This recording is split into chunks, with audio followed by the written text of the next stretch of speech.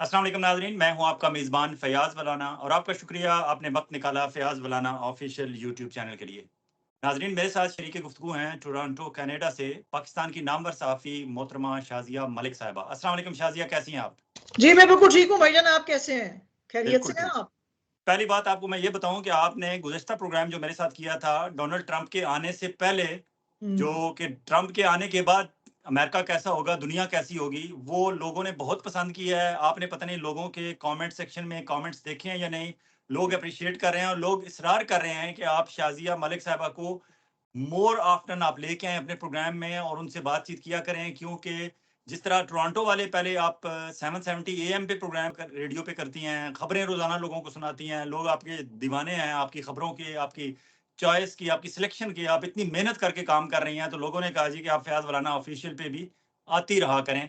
अब आप प्रॉमिस करें आने का कि आप आया करेंगी। नहीं, I will thank you very much. मैं हाथ जोड़ के उन सारे चाहने वालों को भी बहुत शुक्रिया बोलती हूँ और आपको भी मैं बहुत शुक्रिया बोल रही हूँ फॉर द अपॉर्च्युनिटी। और आपके सामने तो हम खैर कुछ भी नहीं है, आपका तो कुछ और ही लेवल है, लेकिन अगर हमको भी कुछ लोगों ने आपकी वजह से पसंद कर लिया है, तो फिर हम उनको भी थैंक यू बोलते हैं। अच्छा, ये जो सोशल मीडिया है ना, इसे मैं खोचल मीडिया कहता हूँ। हुँ, ये वाक़ई बाकायदा खोचल है, ये किसी के साथ कोई रियायत नहीं करते। जी, वो नहीं देखते कि कौन सीनियर है और कौन जूनियर है। वो सोशल हमारा समाज जो है, हमारी आजकल और स्पेशली जो यूथ है, वो जी, तो सिर्फ़ सीधा-सीधा देखते हैं कौन सही बात कर रहा है, कौन जी, उनके दिल की बात कर रहा है, कौन इंसाफ़ पे मबनी बात कर रहा है, कौन पार्टीबाज़ी नहीं कर रहा, कौन टिल्ट नहीं हो रहा एक तरफ मुकम्मल झुकाव नहीं दिखा रहा। लोग बिल्कुल साफ-साफ देखते हैं और उसी वक़्त कमेंट सेक्शन में जाके अपना जो उनके दिमाग में, दिल में आता है, बिल्कुल परवाह किए बगैर वो लगी-लिपटी रखे बगैर अपना कमेंट कर देते हैं। और मैं थैंक करूँगा अपने व्यूअर्स का जो रेगुलर मेरा प्रोग्राम देखने वाले हैं। कमेंट सेक्शन में वो बहुत एंगेज रहते हैं, मेरे साथ भी और आपस में भी। और अल्लाह का लाख-लाख शुक्र है कि इंतहाई तमीज़ के दायरे में रहते हुए वो तबसरा करते हैं और मैं हमेशा उन्हें कहता हूँ कि कमेंट सेक्शन में हमारे साथ मुस्बत अंदाज में तबादला ख्याल जारी रखें। मैं मुस्बत उन्हें बार-बार याद दहानी कराता रहता हूँ कि आपने कोई नेगेटिव रिमार्क्स पास नहीं करने, ना हम पे, ना हमारे किसी मेहमान पे। अब बात करते हैं, आपने जब प्रोग्राम किया था, उसमें आपने कहा था कि ट्रंप के आने के बाद अमेरिका कैसा होगा, दुनिया कैसी होगी। अब ट्रंप भी आ गया, दुनिया ने कुछ-कुछ झलकियाँ भी देख ली ट्रंप की। अब आप बताएँ कि ट्रंप के आने के बाद आपको अमेरिका कैसा लगा और दुनिया कैसी महसूस कर रही है? दुनिया में तो काफ़ी अर्थक्वेक आ गए हैं फ़याज़ भाई, और काफ़ी लोगों को झटके मिल रहे हैं। आज आपने सुने होंगे कमेंट्स जो हैं, जो हमारी मेक्सिकन जो प्राइम मिनिस्टर हैं शेनबॉम, उनके भी, और जो कोलंबिया के प्राइम मिनिस्टर हैं पेड्रो साहब, उनके भी सुने होंगे। लेकिन जो आज का सबसे बड़ा न्यूज़ है, जिसकी कि मैंने आपके ही प्रोग्राम में प्रेडिक्शन दिया था, और मैंने कहा था कि विद इन 3 टू 4 वीक्स आपको पाकिस्तान के अंदर बहुत सारे चेंजेस नज़र आएँगे। तो आपने कहा था कि क्या 1 वीक में नहीं है, तो मैंने आपसे कहा था कि नहीं, 3 टू 4 वीक्स में मुझे नज़र आ रहे हैं। और मेरा आपके साथ जो लास्ट प्रोग्राम था, वो जनवरी 17th को हुआ था। तो अभी आप देखिए कि 3 वीक्स में ही हम एंटर हो रहे हैं। और आज का सबसे बड़ा न्यूज़ है कि जो ट्रंप साहब ने कहा था, एक एग्जीक्यूटिव ऑर्डर उन्होंने दिया था on re-evaluating and re-aligning United States foreign add.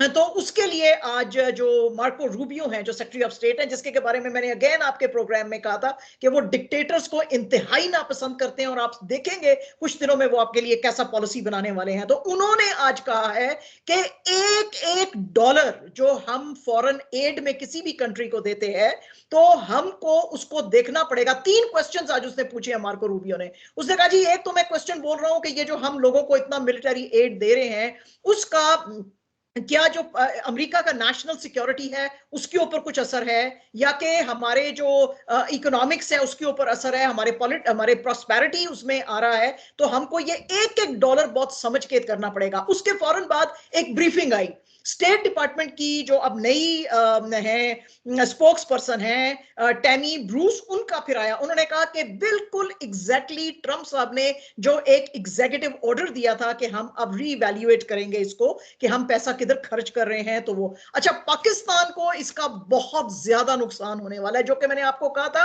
कि आपको बहुत दिनों में, बहुत जल्दी ये आपको रिजल्ट्स नजर आएंगे। ये लोग जो है, ये जो सारे यूएस एड और ये जो बाकी के जो ये देते होते थे, एक एम्बेसडर्स फंड होता था फॉर कल्चरल प्रेजर्वेशन, ये सारे रोक दिए गए हैं, क्योंकि एक स्टॉप एड ऑर्डर आ गया है स्टेट डिपार्टमेंट के अंदर। एज अ रिजल्ट पाकिस्तान को ये लोग जो पैसे देते थे एजुकेशन के लिए, एग्रीकल्चर के लिए और जो दूसरे कल्चरल चीजें होती थी उसके लिए, वो सब के सब जो है अब उसके लिए पैसा जो है बिल्कुल बंद हो गया है।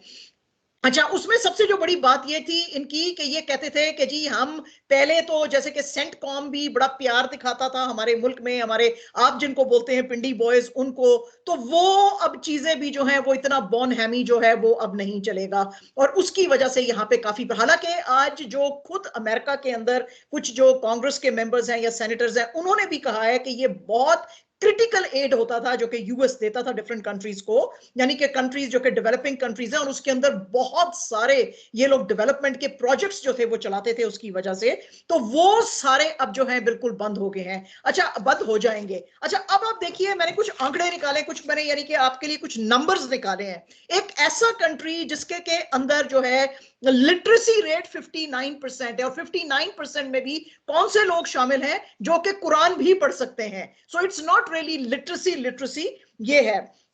उसके बाद जो है आपके मुल्क के अंदर जो पावर्टी जो है, और आप देखिए हम इसको इंडिया के साथ भी कंपेयर करेंगे जो हमसे 50 गुना जो है बड़ा मुल्क है। अच्छा, पावर्टी जो है आपके मुल्क में 24.3% जो लोग हैं वो बिलो पावर्टी लाइन रहते हैं। कंपेयर टू दैट आप इंडिया देखो कितना बड़ा कंट्री है।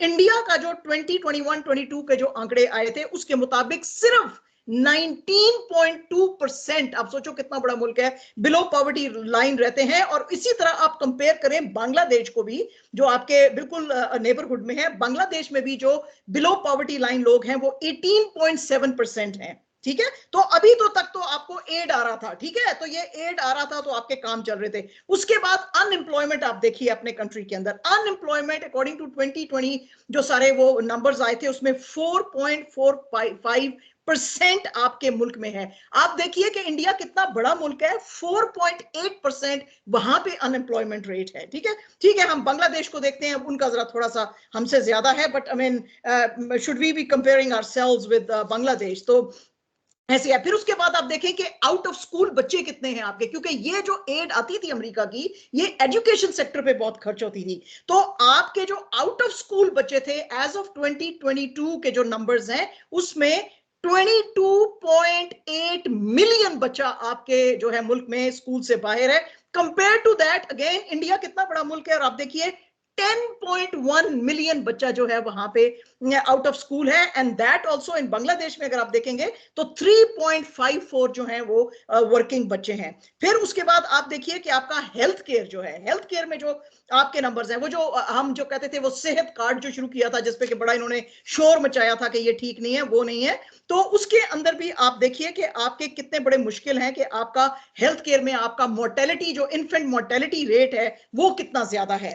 और आपके जो ये जो आपकी लाइफ एक्सपेक्टेंसी है, आपके जो मुल्क में लाइफ एक्सपेक्टेंसी है 69.6 years है, जो कि 2020 का जो आंकड़ा था। कंपेयर टू दैट आप इंडिया का, नहीं सॉरी ये इंडिया का है, और आप अपने मुल्क में पाकिस्तान का देखिए हमारा 67.79। अगेन ये जो सेक्टर था हेल्थ केयर का उसमें ये यूएस एड जो थी बहुत ज्यादा काम करती थी, और हम जो हैं हम बांग्लादेश से भी नीचे हैं लाइफ एक्सपेक्टेंसी में। लाइफ एक्सपेक्टेंसी 72.4 years है बांग्लादेश में भी। तो इसलिए मुझे लगता है कि ये आज का सबसे बड़ा न्यूज है, क्योंकि बहुत बैडली आपको हर्ट करेगा आपके कंट्री को ना ये जो सारा एड वेड इन्होंने रोक दिया है। और जो है ये इसके इनको रिपरकशंस बिल्कुल समझ में नहीं आ रहे हैं। ऑलरेडी आपके ऊपर फॉरेन डेट बहुत ज्यादा है, उस डेट को कम करने के लिए भी कभी ये पैसे जो हैं कुछ आपके हेल्प करते थे। तो अब ये तो मतलब है ये डिजास्टर का पहला स्टेप है। इसीलिए आप देखिए कि आज जो अडयाला जेल में जो बात भी कर रहे थे इमरान खान जर्नलिस्टों के साथ, एक मिनट इमरान खान की तरफ फिर जाते हैं जी यहाँ। इसका मतलब है कि ख्वाजा आसिफ जो रोते थे कि वेंटिलेटर अमेरिका के लगाए हुए हैं, तो आज फौजी इमदाद का वेंटिलेटर उतर गया, एग्रीकल्चर वेंटिलेटर उतर गया, यूएस एड का जो अपना कल्चरल प्रोग्राम के लिए वेंटिलेटर उतर गया, एजुकेशन सेक्टर के लिए वेंटिलेटर उतर गया, हेल्थ सेक्टर में वो जो फंडिंग दे रहे थे वो वेंटिलेटर उतर गया। तो 4-5 वेंटिलेटर तो फिर आज अमेरिका के उतर गए। ख्वाजा साहब की अब पता नहीं क्या हालत होगी, पता नहीं उनकी सांस भी आ रही है या नहीं आ रही। एग्जैक्टली तो ये वो आपने देखा है वो शाहरुख खान की एक फिल्म आई थी रब ने बना दी जोड़ी, तो उसका एक गाना था ना वो, हौले हौले से आवाज चलती है, हौले हौले से दुआ लगती है। तो वो उसमें ये भी सोच रहे हैं कि हौले हौले से ये सारा होना था हमारे साथ, लेकिन ये हौले हौले से नहीं हुआ। ये उन्होंने एक सेकंड में, एक एग्जीक्यूटिव ऑर्डर में उन्होंने आपके साथ ये कर दिया है, और आने वाले दिनों में वो आपके साथ क्या करेंगे आपको खुद ही समझ में आएगा। तो अच्छा ये बहुत ही खतरनाक जो है स्टेप है जी। अच्छा, एक तो ये बात होगी जो उन्होंने एक जनरल दे दी अपनी पूरे 90 कंट्रीज को इमदाद दे रहे थे सिवाय मिस्र और इसराइल के, इन दो या कंट्रीज के बाकी सब की उन्होंने रोक दी। हाँ, वो मार्को अब रूबियो ने कहा है हम सिर्फ उनको वेवर्स देंगे, वो 2 कंट्रीज हैं जिनको हम वेवर्स देंगे जी। बिल्कुल ठीक, बाकियों की वो रोक दी उन्होंने। लेकिन दूसरी तरफ Donald Trump as a person जिस तरह उसने कोलंबिया को रिस्पॉन्ड बैक किया, उसे आप थोड़ा सा हमारी ऑडियंस के लिए एक्सप्लेन कर दें कि कोलंबिया के साथ उसने क्या सलूक किया और उससे दुनिया के लिए क्या सबक है उस एक्शन और रिएक्शन में।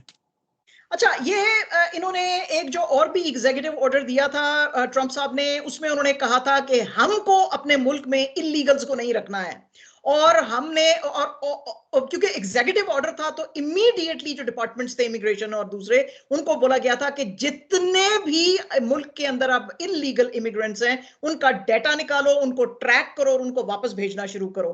तो कोई तकरीबन 4000 के करीब बंदा जो था वो उन्होंने कहा जी, जो यूएस मिलिट्री के जेट्स थे, उन्होंने कहा जी इनको इनको बिठाओ और इनको जो है वो छोड़ना अब शुरू करो आप कोलंबिया में और मेक्सिको में और भी जहां से लोग आ रहे हैं। तो मेक्सिको में जब उन्होंने कहा हम लेकर आ रहे हैं, तो वहां पे उनकी जो प्राइम मिनिस्टर हैं शेनबॉम, उन्होंने क्लॉडिया शेनबॉम, उन्होंने कहा जी नहीं नहीं हम देख लेंगे, हमको तो ये सारा चाहिए नहीं है।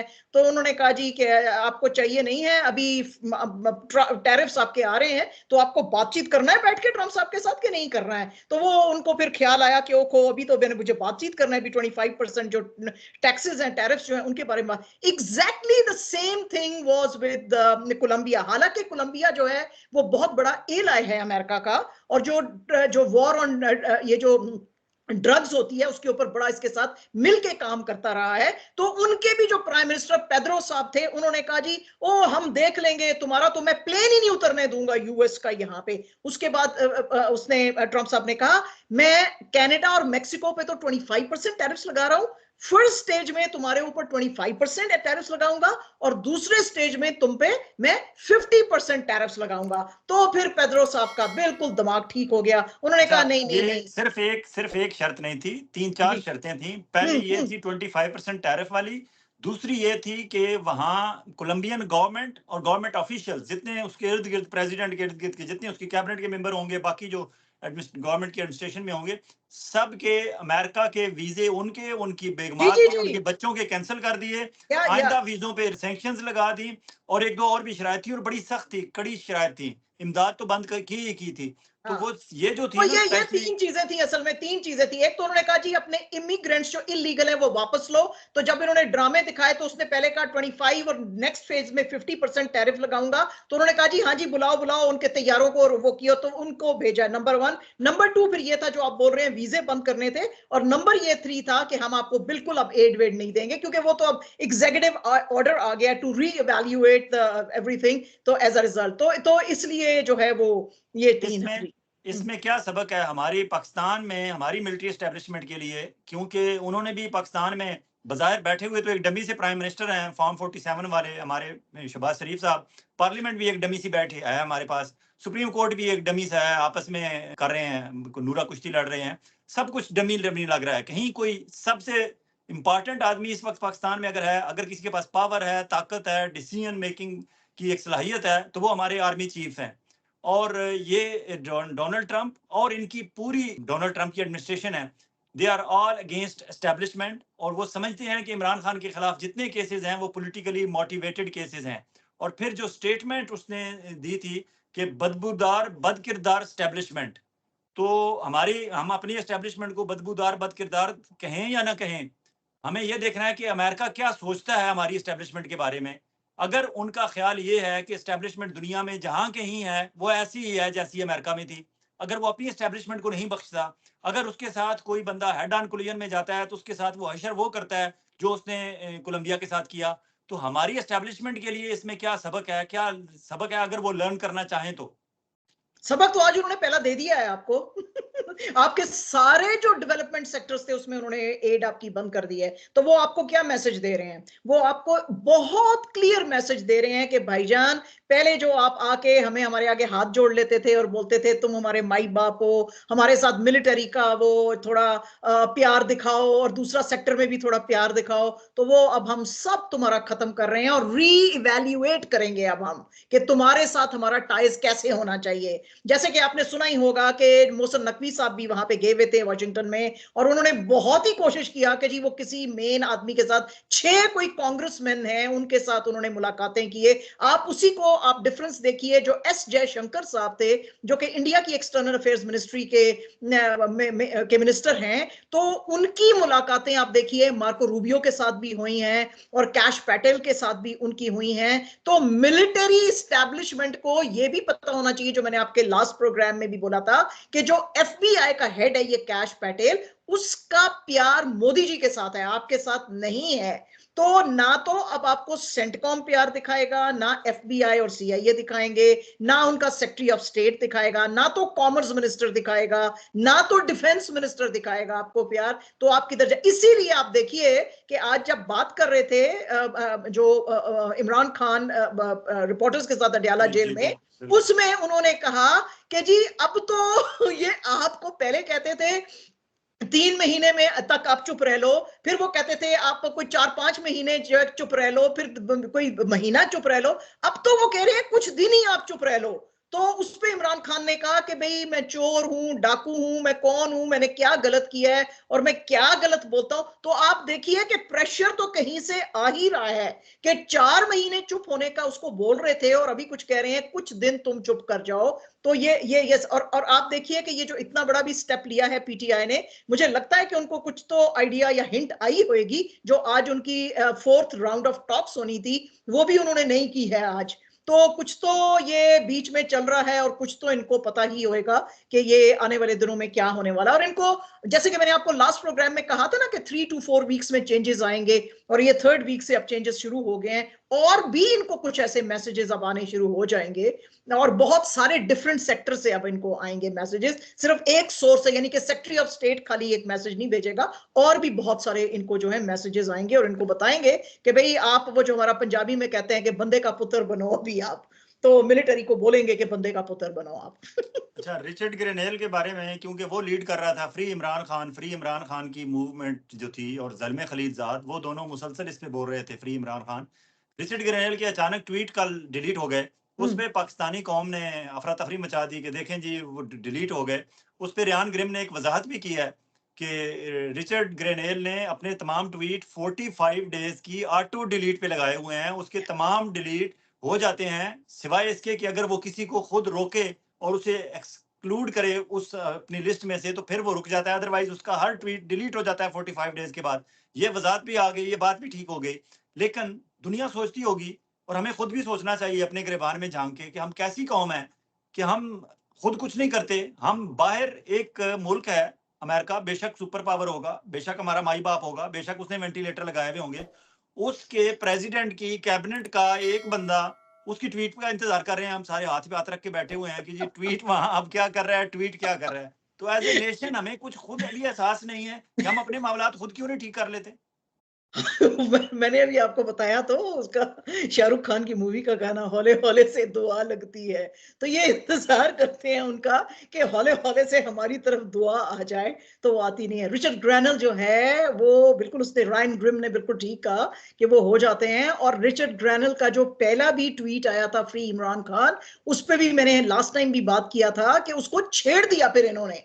तो फिर वो स्टोरी चलना ही शुरू हो गई। भाई अगर बाहर कोई बैठा हुआ है बंदा और वो कहीं ऐसा ट्वीट कर रहा है, आप चुप करके बैठो, आपको क्या तकलीफ है? जैसे कि आपने कहा भाई तुम सुपर पावर होएंगे और तुम बड़े होएंगे, लेकिन हमारा क्या लेना देना तुम्हारे साथ? तो तुम क्यों लोगों को प्रोवोक करते हो और क्यों छेड़ते हो उनको, और क्यों ऐसा बात करते हो कि लोग जो है वो छिड़ जाएं और उससे फिर जो है। तो बिल्कुल इसकी बात, आपकी बात बिल्कुल ठीक है, लेकिन इनको इनको शायद लग रहा है कि ये जो हैं, हम तो कोई मार्स मिशन हमने चलाया हुआ है और हम तो कुछ एलियंस हैं और हम तो कहीं और ही दुनिया में बसते हैं, तो अमेरिका तो हमको नहीं देखेगा। मैंने पहले भी कहा था कि वहां पे ये जो हम सारे इधर नॉर्थ अमेरिका में जो बैठा हुआ है डायस्पोरा, वो कॉन्स्टेंटली अपने रिप्रेजेंटेटिव्स के साथ बात करता है, तो वो उनको भूलने नहीं देंगे, इमरान खान को बिल्कुल भूलने नहीं देंगे, तो वो उनको आखिर में याद मैं कराते आपसे रहेंगे। तो अभी वो ट्वीट्स चले गए हैं, वो हो सकता है कि कुछ दिनों में फिर से वापस आ जाए। आखिर में मैं आपसे चाहूंगा कि कैनेडियन इलेक्शन के हवाले से यहाँ भी बड़ी डेवलपमेंट्स हो रही हैं, अनएक्सपेक्टेड इलेक्शन हो रहे हैं, फेडरल में भी, प्रोविंशियल में भी। उस पे एक अपडेट कुछ दे देंगे हमारी ऑडियंस को?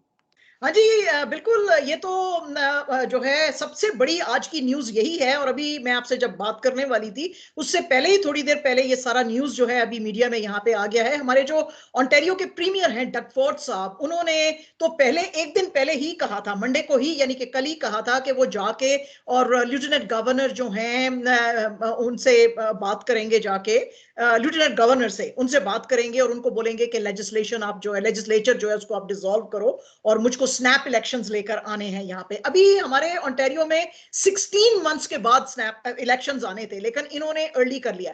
तो आज जिस वक्त उनसे रिपोर्टर्स ने पूछा कि भाई और अच्छा, मैं आपको ये बता दूं कि ऑलरेडी फिर उन्होंने, लेफ्टिनेंट गवर्नर ने अग्री कर लिया है और कल से, वेंसडे के दिन से शुरू हो जाएगा यहाँ पे इलेक्शन कैंपेन्स जो हैं, दे विल किक स्टार्ट यहाँ पे। तो ट्रंप साहब से आज, सॉरी, फोर्ड साहब से आज पूछा लोगों ने, उन्होंने कहा कि भाई फोर्ड साहब, आपने ये 16 महीने पहला कैसे ये इलेक्शन अनाउंस कर दिया है? एक तो नंबर वन ये कि कोई मुल्क के हालात इतने अच्छे नहीं है, 1 फरवरी को अगर इलेक्शन वो टैरिफ्स लग जाते हैं ट्रंप साहब की तरफ से, तो फिर तो और भी कनाडा के हालात खराब हो जाएंगे। तो आपने कैसे इतने क्रिटिकल मरले के ऊपर आपने ये इलेक्शन बुलाया है? तो फोर्ड साहब ने उसके ऊपर कहा कि मुझको अब बहुत स्ट्रांग मैंडेट चाहिए है, और अगर मुझे वो मैंडेट नहीं मिलेगा तो 4 साल जो ट्रंप साहब हमारे साथ करते रहेंगे उसको हम आउटलास्ट नहीं कर पाएंगे। एज अ रिजल्ट मैंने ये जो है ये बुलाए हैं। अच्छा, अब इन्होंने गैम्बल तो ले लिया है, लेकिन अगेन आपके प्रोग्राम में मेरा प्रेडिक्शन है, मुझे लगता है कि जैसे इन्होंने ठीक गैम्बल ले लिया है, इनको लग रहा है कि इनके कुछ रेटिंग्स अच्छे हैं और डग फोर्ड साहब जीत सकते हैं कंपेयर टू जो लिबरल पार्टी की लीडर हैं बॉनी क्रॉम्बी। उनके साथ लोगों का इतना प्यार नहीं है, क्योंकि आपको पता ही है वो पहले मेयर थी मिसेस सागा की, और लोगों के का कुछ इतना अच्छा एक्सपीरियंस नहीं था उनके साथ। तो अब इन्होंने जो बहुत बड़ा ये जो अपने गले में खुद ही फांसी का फंदा डाला है लिबरल पार्टी ने, इनको सिलेक्ट करके और बोला है कि आप हमारा लिबरल पार्टी के हेड बने, क्योंकि आपको पता है कि इस रेस में यासिर नकवी भी थे, और यासिर बिल्कुल। नकवी जो थे वो ज्यादा बेटर चॉइस थे, क्योंकि वो जो है अटॉर्नी जनरल भी रहे हैं कनाडा के, और बहुत सारा जो एथनिक डायस्पोरा होता, क्योंकि आपको पता ही है कि जीटीए में और ये जो 904 के एरियाज हैं इन सब में, इसमें बहुत सारा एथनिक कम्युनिटी रहता है, तो वो सारे उनको करते। अब ये मैडम आगे हैं, तो मेरा अगेन प्रेडिक्शन है कि बॉनी क्रॉम्बी शायद नहीं जीतेंगी, और शायद अगर फोर्ड साहब को बहुत हैवी मैंडेट नहीं भी मिलेगा तो वैसा तो जरूर मिलेगा जैसा अभी इनके पास है। तो या तो हो सकता है इनको कभी माइनॉरिटी गवर्नमेंट भी बनाना पड़ जाए, लेकिन बॉनी क्रॉम्बी का मुझे लगता नहीं है जीतने का। मुझे लगता है कि ये लोग फिर जैसे फेडरल लेवल पे हुआ था, तो एनडीपी के साथ मिलके फिर ये एक अपना अगर बनाएंगे, अगर इनको हैवी मैंडेट ना मिला, अगर तो मिल गया फिर तो बल्ले बल्ले है इनका, फिर तो जो चाहेंगे फोर्ड साहब वो करें। इसीलिए आप देख रहे हैं कि पिछले कुछ दिनों में जो गुडीज दे रहे थे ऑन्टेरियो के लोगों को, वो बिल्कुल, 200 बिल्कुल। डॉलर के जो चेक्स आ रहे थे, याद है ना जी, आपको? जी, तो बिल्कुल। अपोजिशन तो ऑलरेडी बोल रही थी कि आप अर्ली इलेक्शंस लाना चाह रहे हैं क्या? तो वो कहते थे नहीं नहीं, ये तो हमको लोगों का बड़ा ख्याल है। तो ऐसे है, लेकिन फोर्ड साहब ने कुछ तो अच्छे काम किए हैं, जैसे कि आपको पता है कि वो नंबर प्लेट्स के ऊपर जो फीस रहते थे और इस तरह की बहुत सारी जो चीजें थी, फिर ये जो $200 के भी चेक्स आए हैं लोगों को, तो मतलब कुछ तो अच्छे काम किए हैं उन्होंने। चलिए ठीक है। बहुत शुक्रिया जी। शाज़िया, आइंदा भी आपसे बात होती रहेगी। इजाज़त चाहूँगा। अल्लाह हाफ़िज़।